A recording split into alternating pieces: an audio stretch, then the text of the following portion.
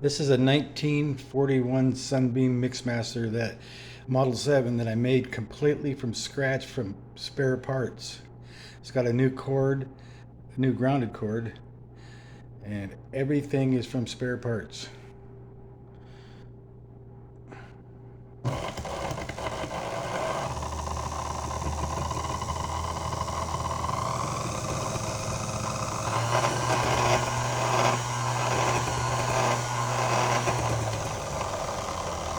Sounds a little rough, but I guess that's what you get when you use all spare parts.